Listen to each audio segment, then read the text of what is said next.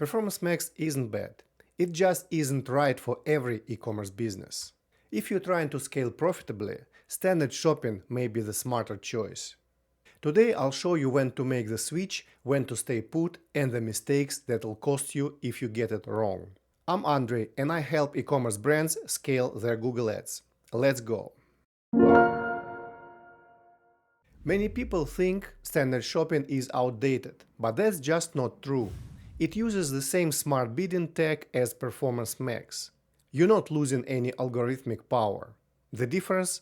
Control. With standard shopping, your budget stays focused on shopping ads instead of bleeding into search, YouTube, or display when you don't need it. That means cleaner performance and more predictable scaling. You might ask, what about feed-only PMax? Yes, it's an option, but even then, if you're not careful, Google can still push non-shopping traffic through automatically created assets. I made a video about it. Here's a channel breakdown from a feed-only PMax campaign showing exactly that. So, the key benefit of standard shopping is budget focus and control. And that's huge.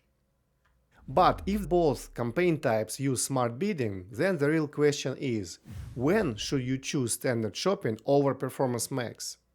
Here are the specific situations where standard shopping is better choice than Performance Max. First, you want to grow shopping revenue. Because standard shopping focuses solely on shopping ads, it's better for scaling traffic, adapting quickly to budget increases, and achieving faster, shorter learning periods. If you know shopping works for you, and you want to double down on that channel, this is your play. Second, you want to clean a bloated campaign. If you have a Performance Max campaign that's become unfocused, maybe it's got hundreds of products and you can't tell what's working. Moving your best sellers to a dedicated standard shopping campaign gives them the budget and attention they deserve. You can optimize specifically for your winners without them competing for budget with underperformers. But before you rush to switch, there are specific situations where you should absolutely stay with Performance Max. And this is important, because making the wrong call here can crater your account. First, when you get 10% or more conversions from brand searches. If a meaningful portion of your conversions currently comes from brand searches, it's best to separate your campaigns before switching to standard shopping. Create one campaign for brand traffic and another for non-brand traffic. Keep Performance Max focused on non-brand traffic only. To do this, add negative brand keywords and apply brand exclusions to your main PMax campaign. Then run a dedicated brand campaign, either standard shopping or PMax, I prefer standard shopping, with lower bids to efficiently capture branded conversions. Second, when you have less than 50 shopping conversions in your PMax campaign. Standard shopping needs enough data to train smart bidding. Unlike PMax though, it can't pull conversions from other channels. If you're below 50 shopping conversions, hold off on switching. The algorithm won't have enough volume to learn effectively. Third, when significant conversions come from regular search ads. If search ads, just regular text ads, are driving meaningful conversions in your Performance Max campaign, you'll lose those when you switch to standard shopping. Let's say you run a channel report and find that your conversions come from shopping and from search. You can still switch to standard shopping as long as your shopping conversions are at least around 50. In that case, move your PMax to standard shopping, and to keep capturing those search conversions, set up a separate search campaign alongside it. Fourth, when conversions come from display, YouTube, and other non-shopping, non-search placements. If Performance Max is successfully converting on display, YouTube, Discover, or Gmail, standard shopping won't cover those placements. You'd be cutting off profitable traffic sources. In this case, consider running a PMax with assets only. Go into your Performance Max campaign right now and look at where conversions are actually coming from. If you see most numbers from search, display, or YouTube, don't switch. Okay, so you've checked the criteria and switch makes sense for your account.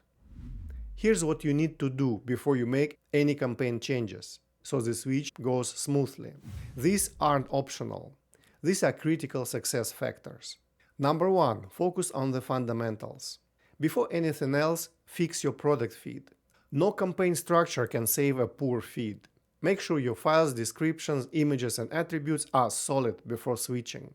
A weak product feed hurts standard shopping just as much as Performance Max, so don't blame the campaign type for feed issues.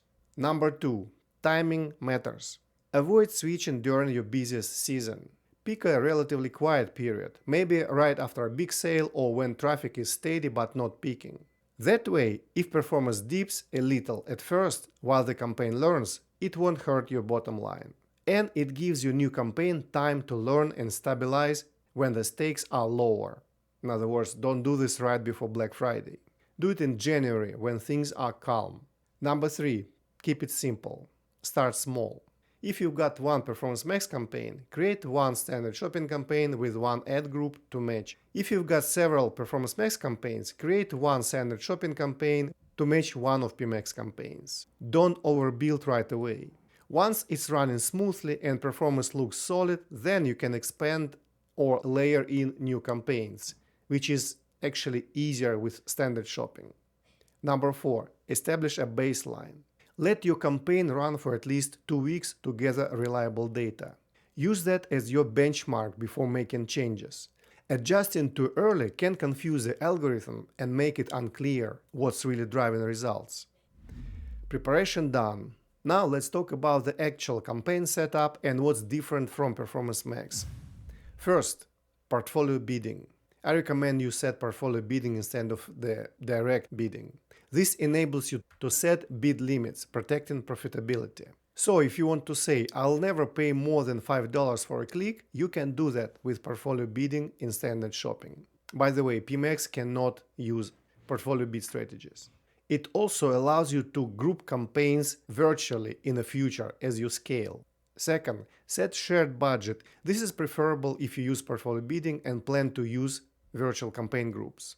Shared budgets let multiple campaigns pull from the same budget pool while still maintaining individual campaign structures. So you can have 3 standard shopping campaigns and pulling from one daily budget, and Google will allocate it based on performance without you manually rebalancing. Third, campaign priority. When 2 products match the same search, the one in the campaign with a higher priority and bid gets the click. Use this to control which products win. For example, give high margin products higher priority, so they show over lower margin ones. This setting is also unique to standard shopping campaigns, but it only matters if you run multiple campaigns. Setting configured. Now here's a simple process for making the switch safely. Step 1. Launch a standard shopping campaign with the same product mix. Create a standard shopping campaigns that mirror your Performance Max product set and negative keyword settings. Step 2. Set budget based on your situation. If there were no brand searches and most spend went to shopping ads in Performance Max, set the same budget. If Performance Max had sales from non-shopping placements like search, display or YouTube, set a lower budget. You're only capturing shopping traffic now, so you need less budget. In other words, adjust the budget to match the narrow placement scope. Step 3. Set ROAS based on your situation. Set 10 to 20% lower ROAS if there are no brand searches and all spend went to shopping ads. This gives the algorithm room to learn and spend. Set an even lower ROAS if Performance Max had sales from brand searches and you excluding brand from standard shopping. Why? Because brand typically converts at higher ROAS. If you're removing it, you need a more relaxed target to compensate. Step 4. The parallel testing process. This is critical. Don't just turn off Performance Max. Run standard shopping and Performance Max campaigns in parallel for several weeks. In the first 2 weeks, you'll probably see a much lower spend going into standard shopping. This is normal. The algorithm is learning. After 2 weeks, you need to force more spend to standard shopping. The best way to do that is to increase the target ROAS on the Performance Max campaign. Do this in steps over a few weeks. Gradually raise the Performance Max ROAS target, which makes it harder to spend there. You should notice more spend shifting to standard shopping over 4-5 weeks. When you get approximately 50-50 spend between Performance Max and standard shopping, pause Performance Max and let standard shopping take over. That's how you do it safely. Gradual controlled migration that proves results before you fully commit. You follow the process, but what if the performance dips after the switch? Here's how to find out why and fix it. Reason 1. Wrong ROAS target. Your ROAS target might be too aggressive for standard shopping to spend budget effectively. Try lowering it by 10-20% to give the algorithm more room to find conversions. If your standard shopping campaign isn't spending budget, this is usually why.